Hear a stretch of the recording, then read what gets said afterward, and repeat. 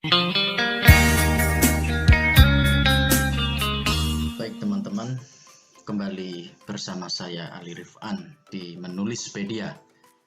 Salam menulis. Kali ini saya akan sharing soal jurus ampuh menembus dinding redaksi media massa. Ini berdasarkan permintaan seorang kawan. Saya diminta dalam channel saya untuk mengulas bagaimana sih cara menembus dinding redaksi, itu kira-kira. Baik teman-teman sekalian, setidaknya saya membagi 7 jurus ampuh. Ya, jika Anda sudah punya jurus ampuh ini, kecil kemudian ditolak oleh redaksi tulisan Anda. Yang pertama adalah pastikan bahwa tulisan Anda itu memiliki unsur aktualitas. Ini sangat penting ya kalau Anda ingin menulis sebuah artikel opini di harian atau di media massa, karena kan salah satu ciri media massa itu adalah muncul tiap hari dan nuansa aktualitas sangat penting. Jangan sampai misalnya Bapak Ibu sekalian menulis tema puasa Ramadan sementara puasa Ramadan masih kurang sebulan lagi. Ini tidak memiliki unsur aktualitas. Sebaiknya cari isu-isu yang lagi booming. Kalau bisa jangan lebih dari sepekan. Karena kalau lebih dari sepekan, begitu tulisan Anda jadi, isu itu akan hilang. Begitu ada isu yang muncul, Anda segera tulis. Tulisan jadi, isu masih aktual, masih dibicarakan orang. Itu jurus yang pertama. Jurus yang kedua adalah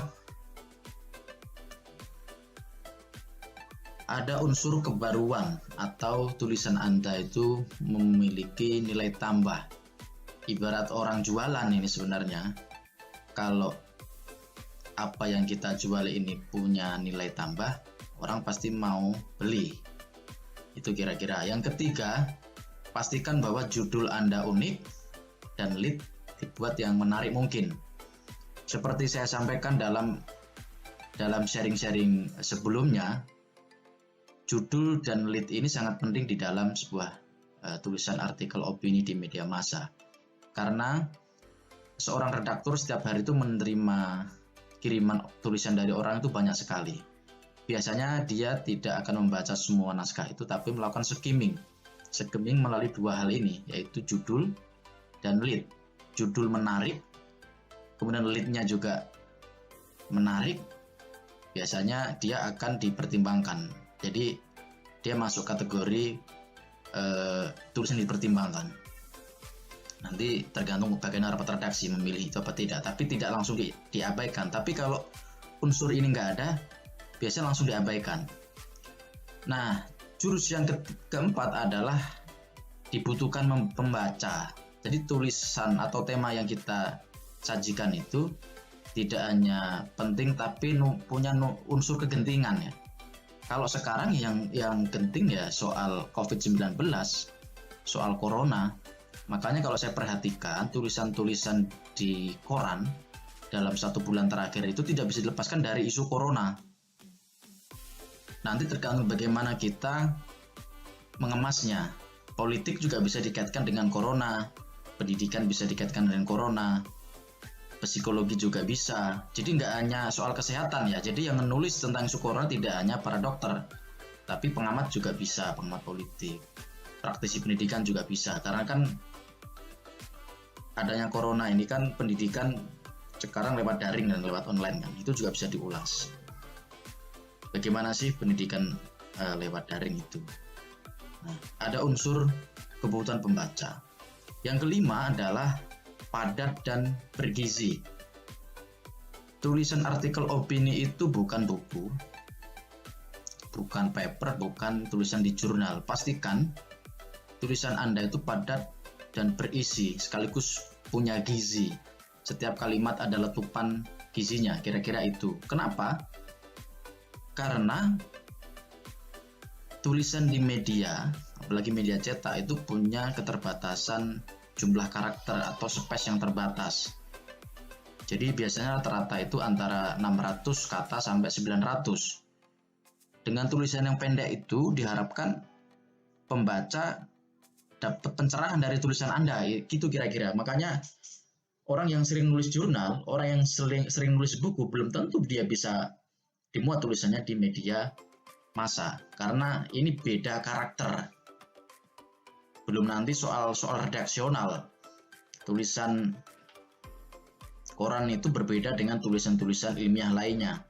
Dia ini ilmiah populer dan populer ilmiah.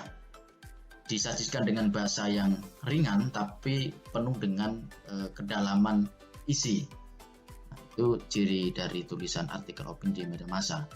Dan dibaca pembaca awam sekalipun, anak SMP itu juga bisa.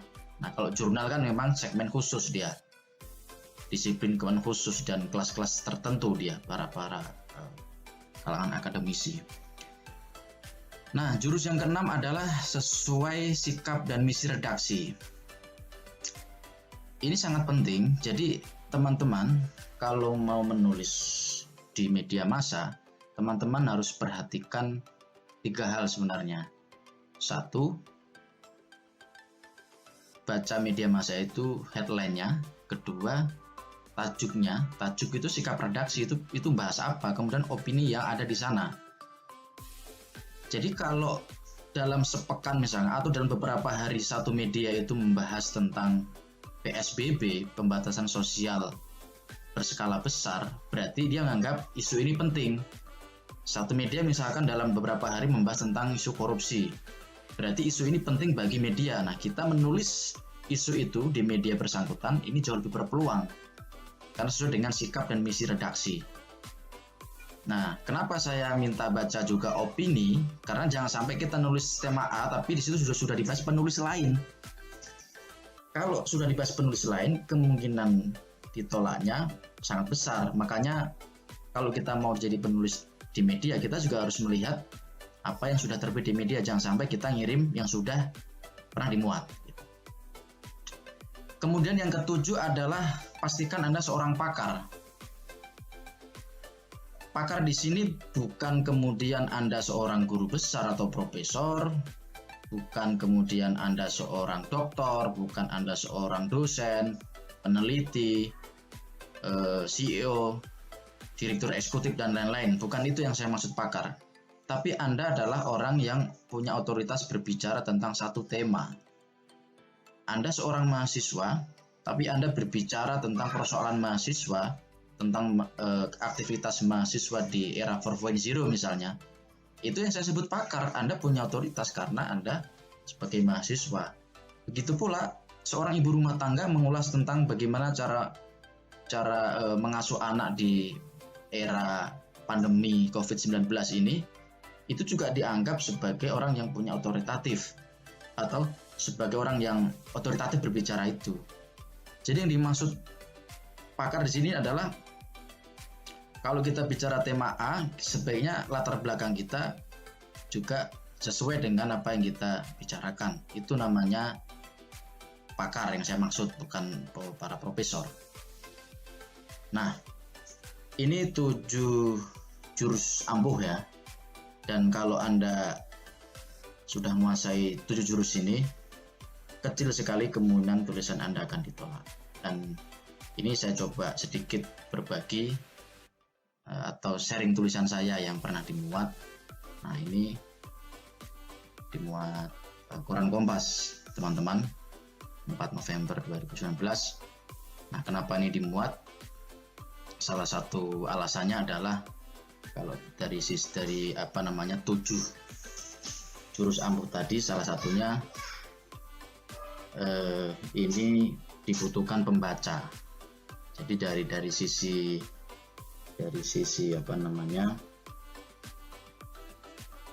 kebutuhan media ini sangat butuh, karena ada juga nuansa kebaruan di dalamnya. Orang yang mengulas tentang politik demografi ini nggak banyak. Bahkan sebelum saya nulis, saya searching dulu, sudah ada yang belum menulis ini. Nah, biasanya demografi tidak dikaitkan dengan politik, dan ini saya kaitkan dengan politik. Nah, ini bagi Kompas memiliki nilai tambah atau unsur kebaruan. Ini yang menjadi alasan menurut saya kenapa dimuat Kompas.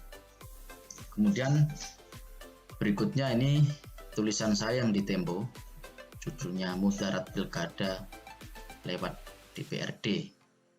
Nah, ini punya unsur kegentingan dan sesuai dengan sikap redaksi saat itu ya.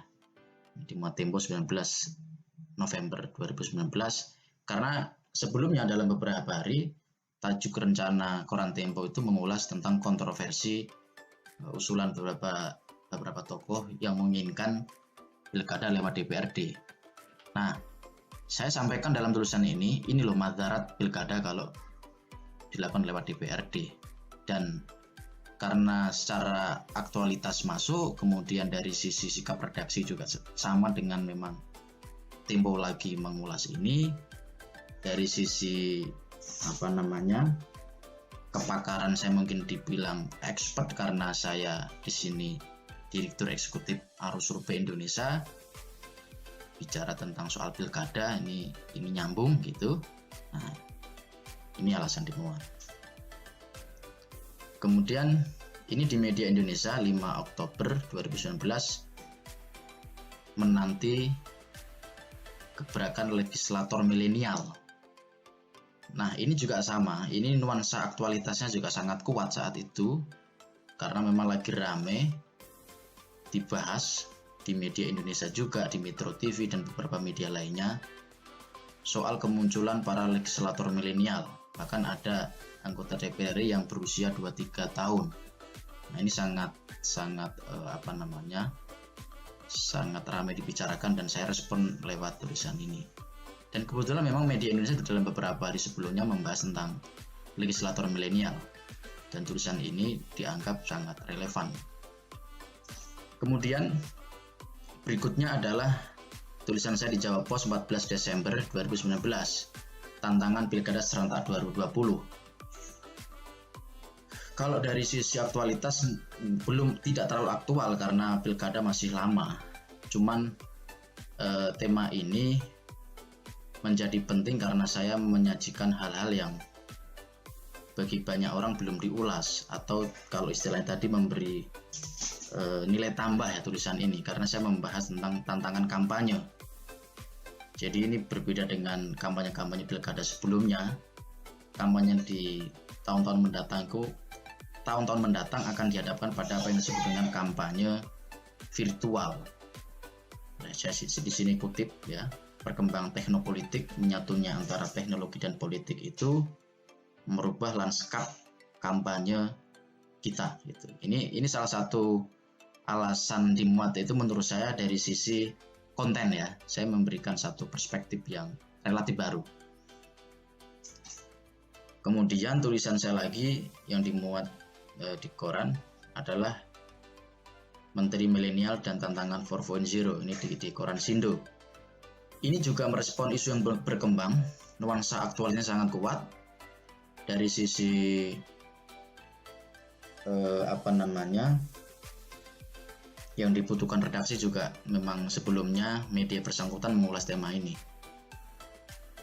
Kemudian kita lihat lagi tulisan saya ini lumayan paling baru ini ya, 1 April 2020 di Suara Pembaruan membahas tentang COVID-19 dan sinergi pusat daerah. Ini jelas nuansa kebaruannya ada, bukan kebaruan ya. Yang pertama aktualitas sangat kuat. Sebenarnya kalau kebaruan tidak terlalu karena ini sudah banyak diulas orang. Cuman dari sisi momentum sangat tepat, dan dari sisi misi media karena sebelumnya headline dan tajuk Suara Pembaruan itu membahas tentang sinergi pusat daerah soal corona. Nah, saya menulis ini.